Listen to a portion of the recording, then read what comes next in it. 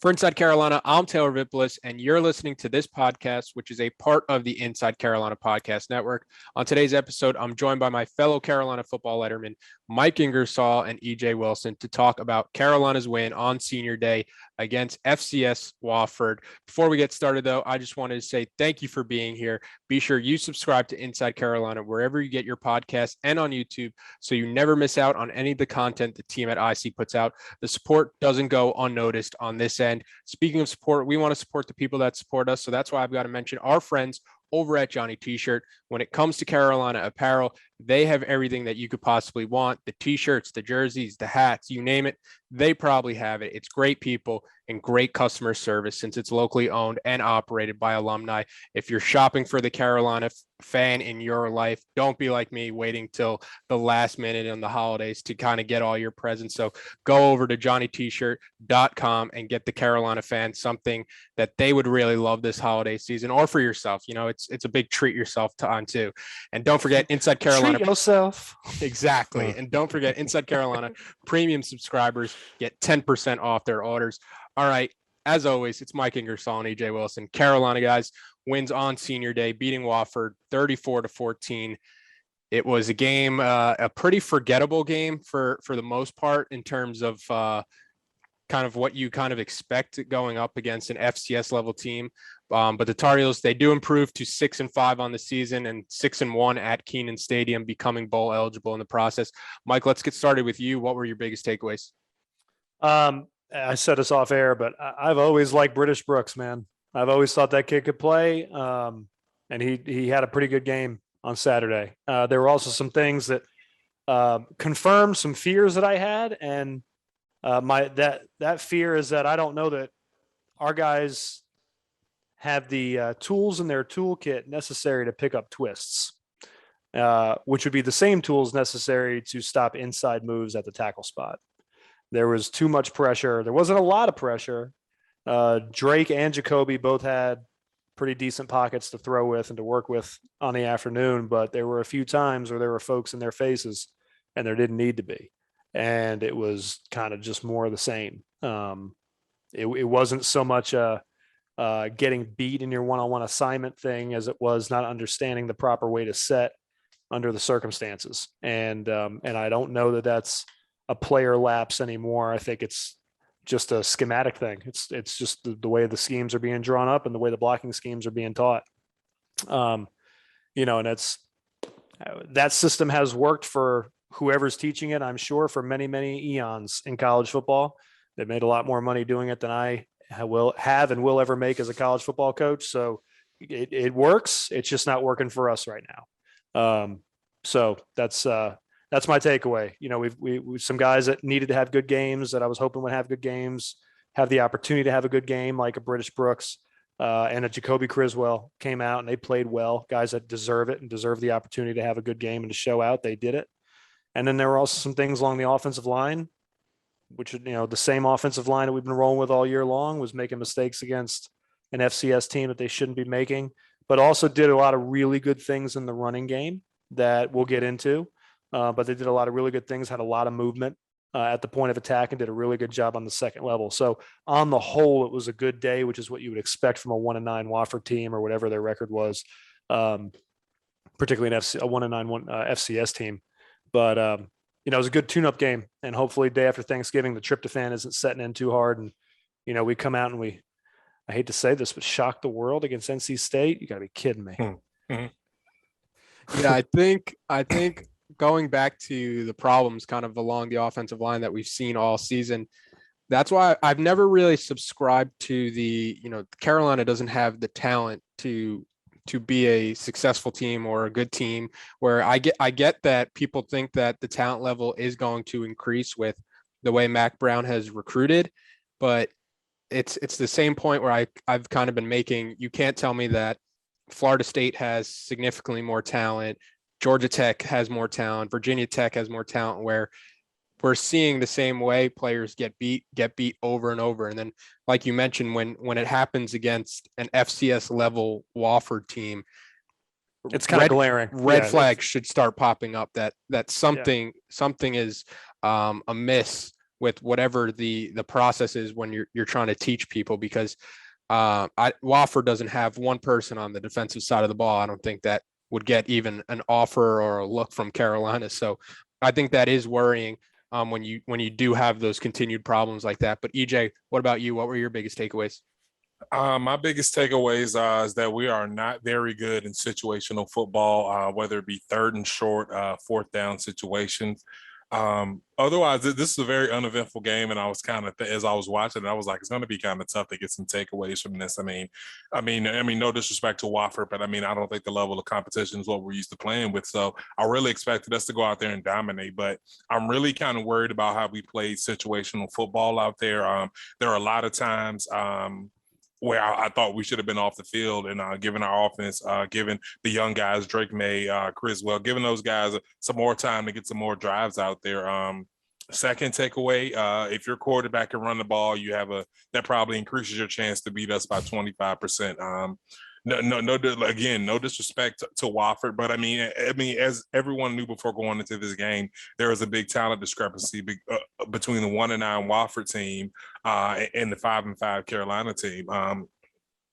But the quarterback, they still had success running the ball. The quarterback still was able to get out and hurt us a little bit, and I really didn't like that. Third takeaway, Raymond Bohasic, I think, is the most dominant defensive tackle in the ACC. I've been singing his praises for the last 3 years since he stepped foot on Carolina. But, I mean, even that first play where he got the unnecessary roughness, I mean, come on, that's a borderline play from a guy who lays it all on the line. If you know this kid's story, if you know him not getting recruited out of high school to where he is now, I think in a position to really change the landscape of his life and his family's life by being a high, I think, at least mid-round NFL draft pick. The guy just went out there and showed it. And then let's talk about the play that I think really shows what it means to be a dominant defensive player. When he took that offensive lineman and drove him back into that running back, I mean, even people who don't know much about football, I mean, my wife saw that play and was like, yeah, I want that guy on my team. Like, you don't have to know a lot about football to see that kid's out there playing his heart out. And I think my final takeaway is that when you go into these games, there's certain things that you don't want to happen. Of course, you don't want to lose the game, but the worst thing that can happen is if you go into the game against a team that's a lesser opponent, a non-conference game, especially a game late in the season, when you're really at this point playing to really solidify a better bowl, not a Tuesday morning bowl in Birmingham, Alabama, where 50 people are going to show up. Hey, man, my sister lives in Birmingham. and much props to your sister. I'm pretty sure she can tell you about the happening light life that's going on there. But you don't want to lose one of your star players on a routine play. In the very first play of the game, we lose what I think is probably one of our best, if not our best, defensive player in Jaquarius Conley. That kid has really been coming on through the year. Yeah, he's been making his mistakes, but to see him going out there and laying down and grabbing his deal on the first play of the game, I mean, your heart automatically drops. So the whole game, the whole time I'm watching this game, I mean, still in the back of my mind, it's like, yeah, I know we're going to win this game, but to lose a guy like that going up against the NC State team, because I mean, what we'll get into later is Mike kind of alluded to. I mean, we're going to be upsetting NC State. I feel like we regressed as a program to the fact that now the only thing we have to be excited about during the season is beating our rivals. We're not positioning ourselves for the ACC championship game, not positioning ourselves for the college football playoffs, but we just want to beat NC State, have a bowl game where at least it's a cool, where the guys are thinking that, hey, can we have a bowl game where we're going to get some good gifts? And the fans like us are thinking, hey, let's have a bowl game where at least maybe we have some guys that we went to school with, some old friends are in that city, or at least it's something fun to do to kind of make it worth the trip. So, I mean, it's just, all in all, I mean, I know this is the positivity pod, but I mean, this doesn't feel like you're coming off of a win just from the spirit of knowing that we played against a lower competition team and losing Jaquarius, not knowing for how long, but from how that injury looked, it's probably looking doubtful that he'll suit up for NC State. I'm not a team doctor by any means, but it's just when you see a lower body injury like that, it definitely gets you worried. Yeah, that's a good point you made about the Jaquarius Conley play, because I kind of felt the same, where when you see him go down on the opening kickoff there, it's like a pit in your stomach for the rest of the game, where it's like, yeah, you won, but like at what cost when you lose a player that talented and that much fun to watch when he's at his best. He's like appointment watching on the defensive side of the ball with and on how the he's special hitting. teams play. The Yeah. special teams play Yeah. too, man. And it's not even something like I saw some fans on the message board where it's like a vocal Oh my minority. God, Taylor, you got to stay off of that thing. It's What like is the matter with you? It's like a vocal minority, I know, but it's like people are complaining that he's out there on kick return against like an FCS level team. It's football. Like if he was going to get hurt there, there's just as likely a chance he gets hurt on another play on defense. So it's not like you could put players in bubble wrap and well, and the best special teams put their starters on special teams. Yeah. Yeah. And you never know when you're going to get hurt. I mean, before playing Virginia Tech my senior year, I was getting up in the middle of the night to go get some water at 2:00 in the morning. And one of my roommates' girlfriend's dog was there, peed in the floor on hardwood floors. I slipped, did a full split, and missed my first practice, but the first practice I've ever missed during game weeks, which kind of threatened a starting streak for me. So, yeah, I mean, to answer that to fans, yeah, you probably don't. In a perfect world, you wouldn't want to see him out there. But at the end of the day, we're out there to execute and win a game, and we're going to respect Wofford just like we would any other opponent. So we're not going to take him off that field because hey, when it comes time, when it's what we call nut cutting time in the NFL on the next level, when it comes down between him and another safety that's just as good as him, the coaches are going to want to see those special team plays. So that's why he's out there. I have to address something first. Was slipped on dog pee on the injury report? How did the coaches kind of take that? I don't know how creative we got with that. I don't even think they believed us, but I mean, like I call the trainers immediately, like, hey, this just happened. I don't want you to think that we were like we just thought of some creative reason, because I mean, if a 21-year-old kid comes and tell you that he slipped in dog pee in the middle of the night, and especially the personality I had when I was in Carolina, I don't think it would have been very believable. So I had to make sure I crossed my I's and dotted my T's.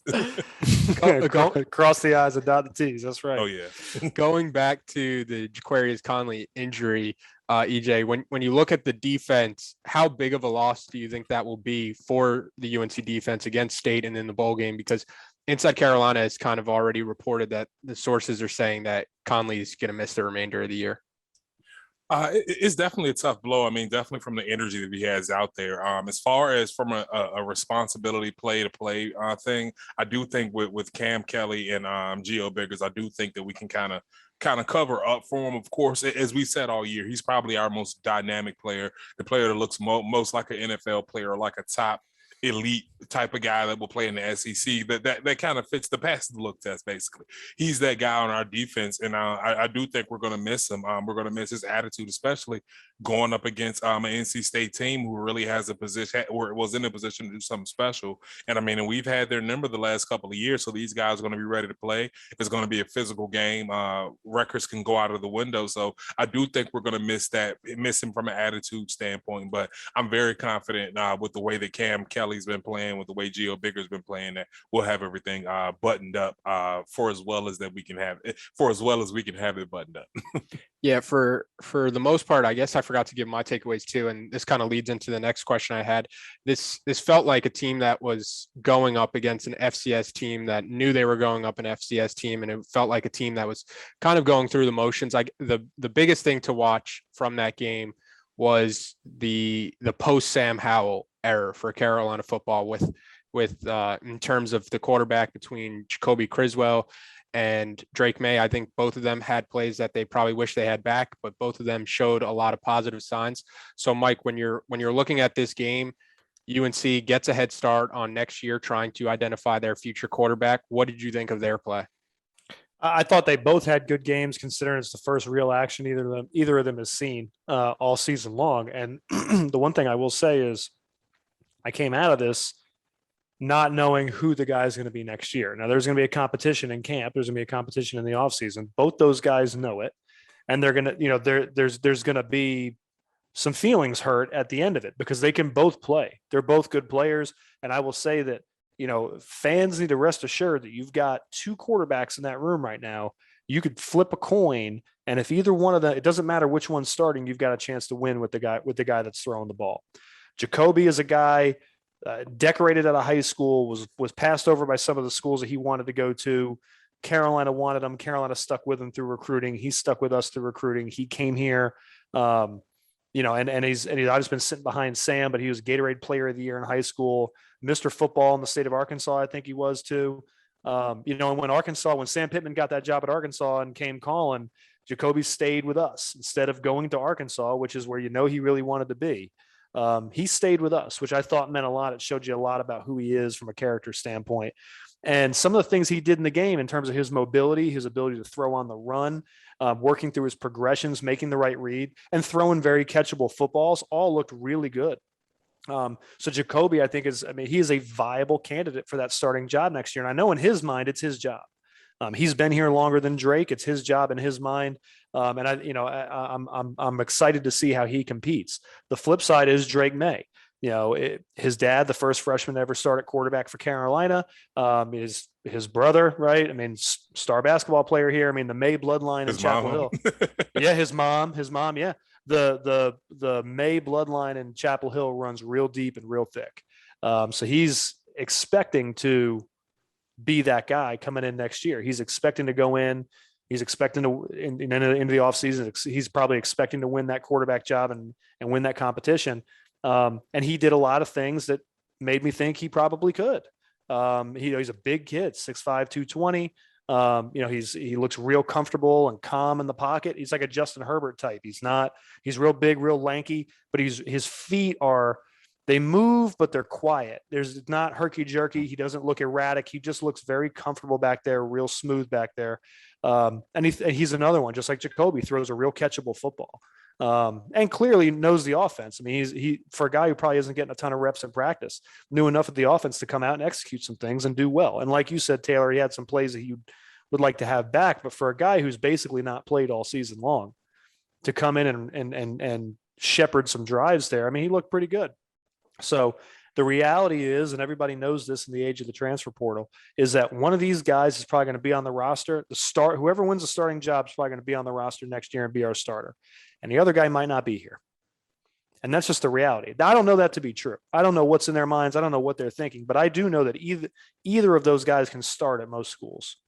And if I know that, then they know that. If I know that from watching one game and watching, basically a half a game for each of them, and I know that these are both guys that are capable of starting basically anywhere, they know that too. So in the age of the transfer portal, I wouldn't be at all surprised if, you saw the guy who wins the job obviously stick around, and the guy who doesn't win the job maybe ends up somewhere else, or, says he's going to go somewhere else and at least sits out the year and enters the portal. That would be unfortunate. I'd love to have both guys here, and I hope we do have both guys here, but I saw enough production and enough talent out of both of them to think that, when feelings get hurt in this competition here in the offseason, which, like I said, someone's feelings are going to get hurt. There's going to be a really hard decision that we're going to have to make as a staff, really hard decision that one of those guys are going to have to make personally for their own careers too. Yeah, before Saturday, Drake May had played in 2 games for like 5 total snaps, and all snaps were handoffs. So it was good to see him in live action for the first time. And it was good to see somebody like Jacoby Criswell, who was in action for the first time. That wasn't, mop up duty in the fourth quarter when Carolina's up 30 points or whatever it has been in the past. But kind of going off your point, I'm glad I'm not the person who is making a choice between these two in the future, because from what I saw on Saturday, there isn't much separating them. And all reports and from talking to people inside the program, there hasn't been that much to separate them at this point. I know Criswell has gone in as the second string quarterback for the most part, and he started the game on Saturday. But when you talk to people inside the program, it really is super close between these two. So it's a decision I'm glad I am not making. But I think you're right, Mike, where either option you go with, Carolina can win games, especially with the talent you're starting to see outside at receiver. And if Anton Green does come back and you have a Josh Downs and a JJ Jones, and you have that is a serious receiving core. Yeah. Even with some of the incoming guys coming in, I know they just got Andre Green, a 4-star receiver, and a lot of people are expecting him to be an impact player kind of right away. after he picked Carolina over Georgia and Clemson, and Carolina's winning these recruiting battles against these schools now. So the talent is coming, and it really comes down to, do they hit on the quarterback prospect of either Drake May or Jacoby Criswell? The other thing, either one of these quarterbacks, you have huge shoes to fill coming in behind Sam Howell, who's the best quarterback we've seen at Carolina. And not only if it is Drake May, you have huge shoes to fill in Sam Howell, and you also have, like you guys were mentioning, the legacy of the May family in Chapel Hill, where your dad was a starting quarterback, your brother hit maybe the most famous shot outside of maybe Michael Jordan's game winner in the national championship in '82, but the shot against Kentucky. It's another situation where I'm glad I'm not in, because I don't think I would be able to handle it that well, knowing the kind of history and expectations. Mac's got recruiting promises he's got to keep too. I mean, keep that in the back of your mind. I mean, I don't want to be Mac making this decision.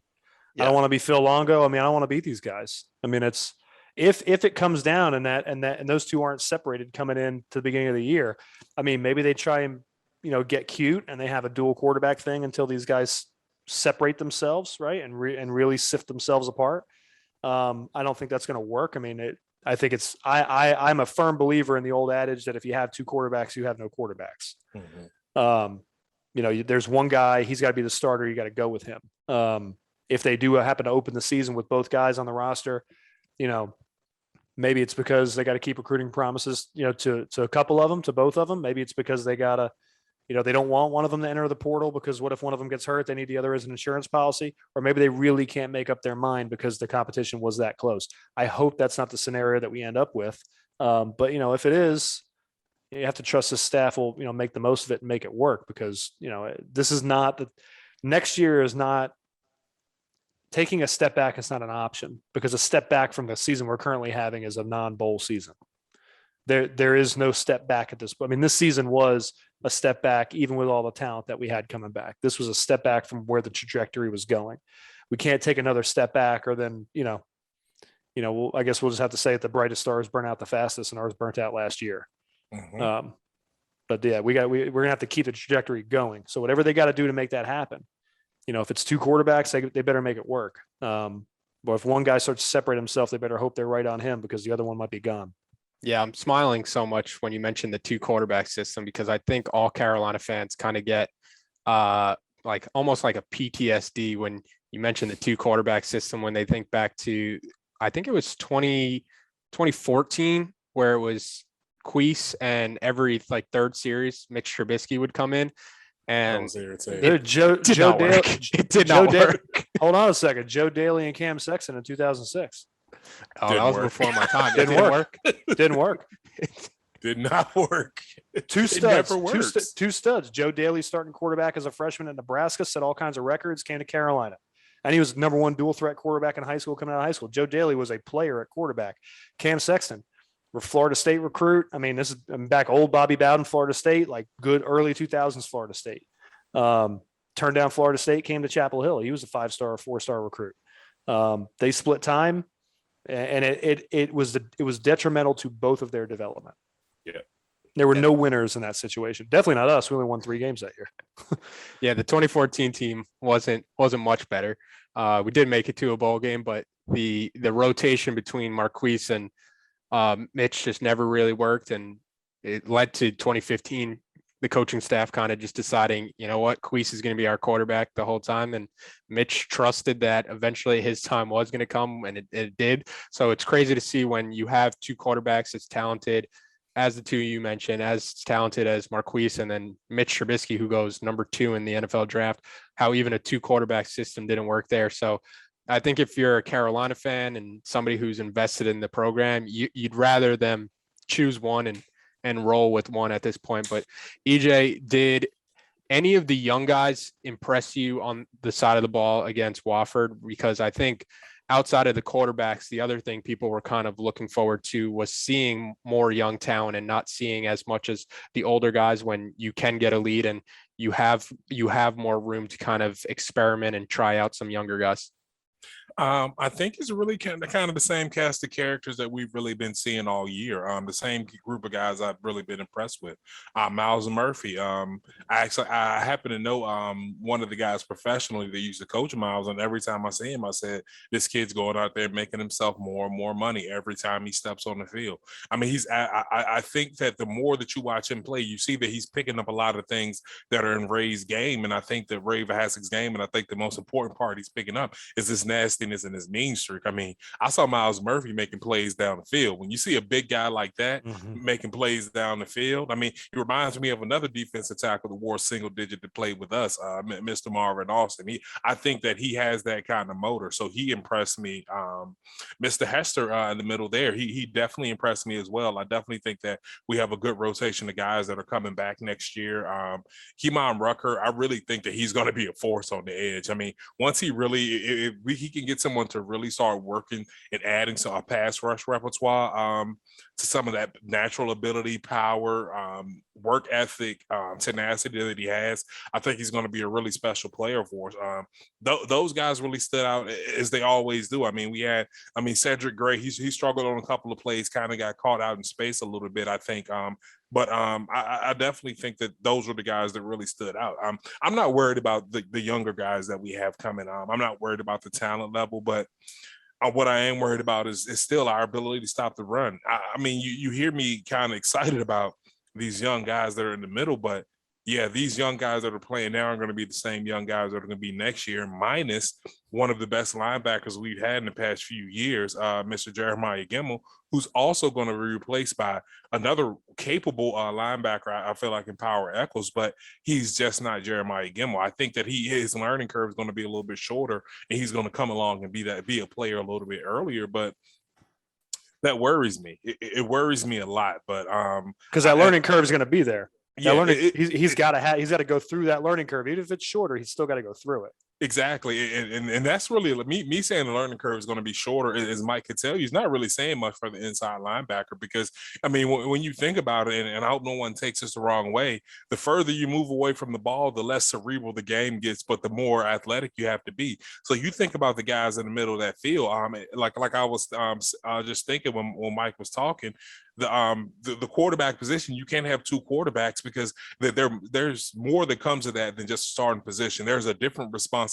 There's how you viewed in the media. There's how you viewed amongst your teammates. That's how you're viewed amongst campus. It's a level of expectation of leadership that you're expected to bring to the table by being a quarterback. You're supposed to handle things and handle certain situations. Same thing with the center. The center is the quarterback of the offensive line room. That guy needs to be just as cerebral because he's making calls that even the quarterback not making. In a lot of offenses, the center is going to be the guy that's going to be controlling where the line blocks, where they slide to, all different types of things. So I mean, it's the same thing with inside linebacker and nose tackle. Those guys have to be smart. With the nose tackle, you have to be able to diagnose the block that you're getting in a split second because things happen so fast that close to the ball. So I mean, with guys, not only are you standing up 7 yards in what we like to call the contact zone, you're close to the ball. Your reaction time needs to be on par.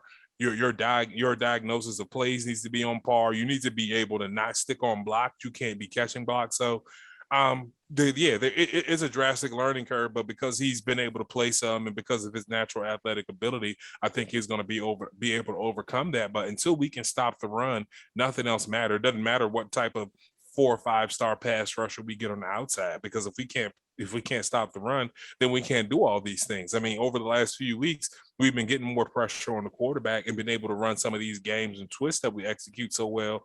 But all of that really relies on stopping the run. On offense, the sign of a good offense is being able to run the ball when you want to, when you have to, and when you need to. For a defense, you need to be able to stop the run. You need to put them in second and long situations to where and knock the offense off a rhythm.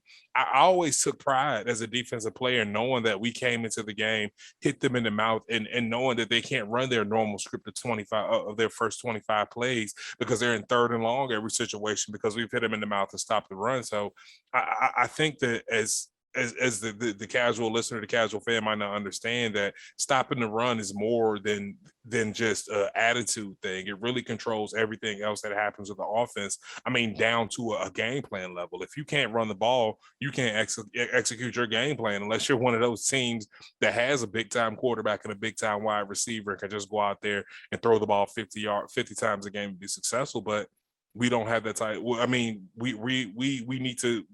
We're not gonna play against those type of offenses too often. We're playing in the ACC. Teams like to run the ball, so until we can do that, it doesn't matter how much young talent we have because teams are always going to be able to neutralize that talent. Yeah, I'm glad you mentioned on the topic of young players. I'm glad you mentioned Kevin Hester Jr. He graded out as the highest defensive player at 78.2. Second was Miles Murphy. Third was another young player, DeAndre Boykins in the secondary. Fourth was Jeremiah Gemmel. And the point about Jeremiah Gemmel that I just wanted to make real quick was I think a lot of people have to be careful with almost like what you wish for on the defensive side of the ball. I've seen a lot of people say like, let's start playing Jeremiah Gemmel less because we have to get some of these young guys more. And it's a case like Jeremiah Gemmel is like, there's a lot of problems for this defense. Let's play Sam Howell less on offense. Yeah. It's great idea. I could think from experience in 2014, I think the team that had a really bad defense, Trey Boston took a ton of flack, I remember, for people making him kind of the scapegoat for the defensive side of the ball. And then he goes to the NFL and he has he's not on a team now, but he's had a successful NFL career. Amazing and he's career. Made a ton of NFL plays where I remember thinking at the time, Trey is not the problem. And like a lot of people I see on like social media and everywhere in the media, Trey was getting a lot of the blame. Trey wasn't the problem on the defensive side of the ball. That was a defense that was a house of cards defense where one wrong move, everything else was going to go bad. Trey had the most athleticism to kind of make up for it. He always looked like he was the one out of position when he's chasing it down. We saw the same thing kind of last year with somebody like Chaz Surratt, where Chaz Surratt is just constantly around the ball. So you can blame him, but at the same time, if you know the play calls and you know what's going on, it's not Chaz Surratt. Chaz Surratt's making up for a lot of defensive problems, and you've kind of seen some of those defensive problems come to the surface this year without somebody like Chaz Surratt to account for it. And I think Jeremiah Gemmel is kind of in that same boat of Trey Boston and Chaz Surratt, where they're the leaders on the defense, so they're taking the most heat for when things don't go well, but replacing somebody like Jeremiah Gemmel, like you mentioned, DJ, it's going to be something that's extremely tough to do. But Mike, I wanted to ask you the same question. Were there any young guys that kind of impressed you out there outside of the quarterbacks? JJ Jones at receiver. I mean, I think that kid's going to be able to play. He's going to be a player for us. He's shown flashes in earlier games. He just hasn't gotten a ton of run this year, but when he's in there and he's targeted, he typically ends up making some play that makes you go, oh, I see why he was highly recruited. I see why he's got a scholarship. Like I see why people are excited about him internally and externally. Folks are excited about him. So I think JJ Jones is a guy that, like I mentioned earlier, that's a heck of a receiving core. I said that because his name was in that group of guys you mentioned. If you got Antoine Green, if you got Josh Downs, and you got a JJ Jones as your top three receivers, that's a pretty good group to have. And listen, Justin Olsen can play too. I mean, I don't know that he's your number 3. I think maybe he's a number 4 rotational guy. But he's a guy who can come in and he can give you some catches and give you some possessions too.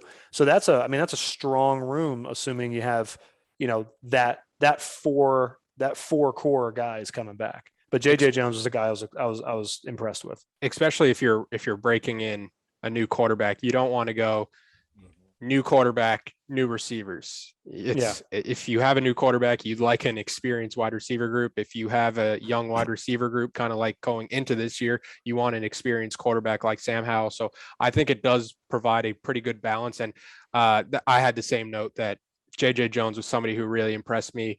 The way he positions himself downfield and adjusts to the ball in air. He's got great hands. He's got great size, great speed. I think he's going to be a player. And like you mentioned, if you're going into next year, I think going into this year, the receivers were a huge question mark. Just you didn't know what they had injury wise. You were missing somebody like Bo Corrales. You're waiting for guys like Anton Green, Emery Simmons, Joffrey Brown to kind of reach the next level. And then Emery Simmons and Joffrey Brown transfer midseason. So the receivers have kind of been up and down all year outside of Josh Downs, who has been amazing this entire season. And then Antoine Green has come on real strong. So if you're going into next year, and all reports are that Antoine Green is planning on coming back.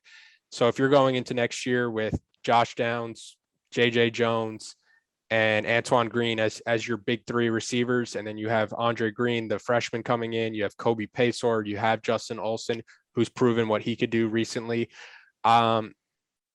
With a young quarterback, that's a receiving group that I trust. I don't think when we went into the Virginia Tech game, anybody could say they really trusted the receivers that they had out there, especially with Bo Corrals out. It didn't look like Sam did. No, he definitely didn't. So going into next year, I think it's on paper, the receivers, I think, should be UNC's best strength on offense, despite whoever comes back on the offensive line, despite whatever you have in the running back room, replacing Ty Chandler, and of course at the quarterback position where you're replacing somebody like Sam Howell. But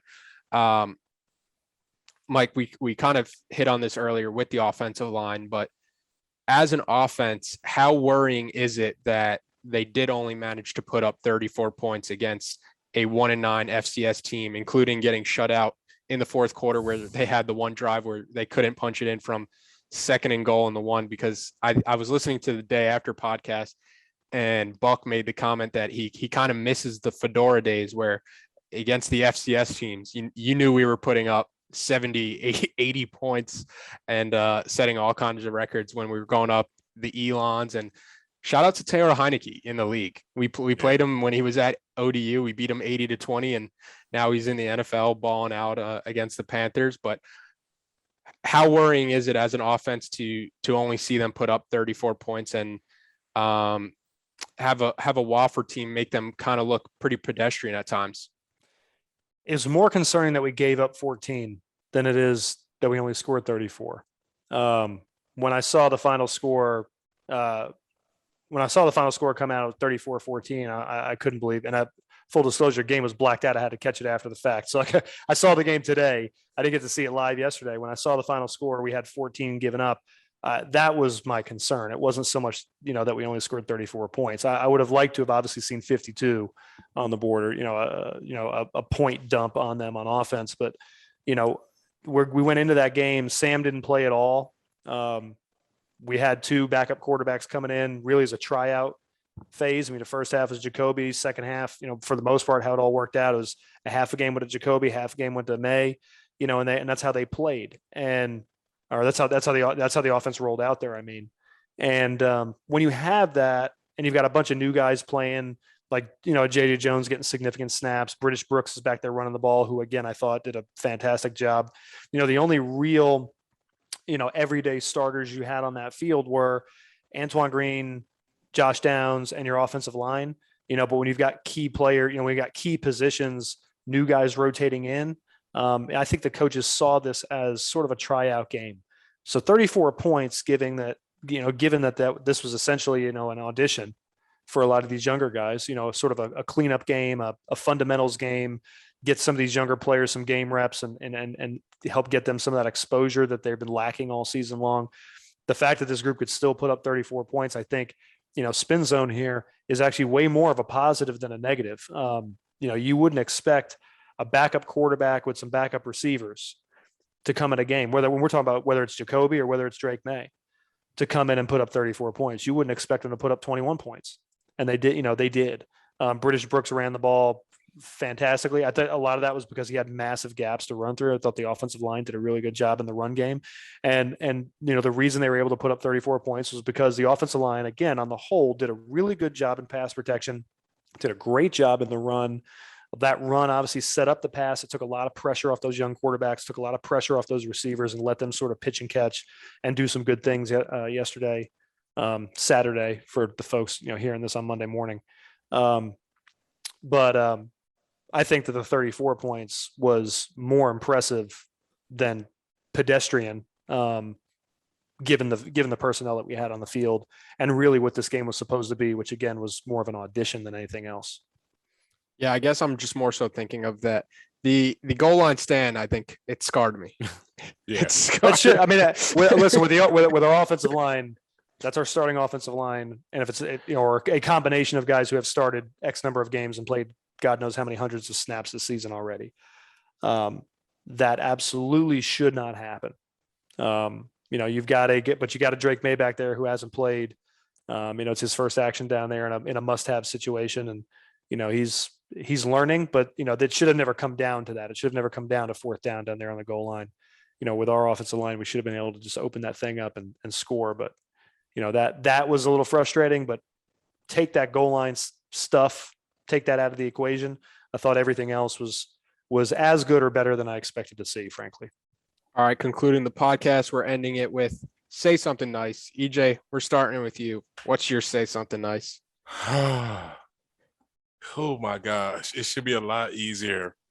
But Mike just made a very good point that we had a lot of people out on offense and defense that was kind of business as usual. But say something nice. It's hate week, baby. It's hate week. It's hate week. I really would say that, but honestly, I mean, not having Jaquarius Conley going into hate week has a different spin on it. I mean, taking a little wind out of the sail. It has taken a little wind out of the sail. So my say something nice is going to be that in his absence, I do think that the guys that stepped in for him, Cam Kelly, Giovanni Biggers, I do think that those guys had a decent performance. They definitely came up and made some good tackles, but all in all, we are going to miss that kid. I hope you get well. I doubt you listen to this podcast, but if anybody around him listen to it, man, we're praying for you. I definitely want to see you get back on that field and make an impact for us next season. But yeah, it's hate week. It's hate week. I'm going to go with the player that we already talked about, somebody like British Brooks, who's a senior on senior day. He rushes for 89 yards. He gets 2 touchdowns. He's a special teams captain, so he plays a huge role for this team that might go unnoticed a lot of times by the casual fan or just the casual observer. But when you do get to have your senior day moment like he does, it's against an FCS team in Wofford, but 5-10 years from now, that won't matter when you could tell everybody you almost rushed for 100 yards and scored 2 touchdowns on your senior day. So I thought that was a really cool moment for him. And he has been, outside of the Texas A&M Orange Bowl game, every time he's come in, he's looked like he could go almost to any, if he could drop down a level and be a star running back for just about any other team in a mid-major type of conference, or if he wanted to go down to like the FCS level. But he stuck it out at Carolina. He's I think he's from right outside Charlotte, Gastonia, if memory serves me right. But so that's all we have this week on the podcast. Carolina, the regular season concludes on Friday, Black Friday. Carolina goes to a ranked NC State. Yuck. Yeah, it's tough. It's tough to say it. Tough to say a ranked NC State when Carolina is unranked, but Carolina has won the past 2 games by a combined score of 89-31. Quick math right there by me looking at the recent history page with Carolina. Taylor, shout out to me. Quick math. a little back pat there, dead. but we will be back to talk about it as always. Guys, always a pleasure. Definitely, man. See you guys.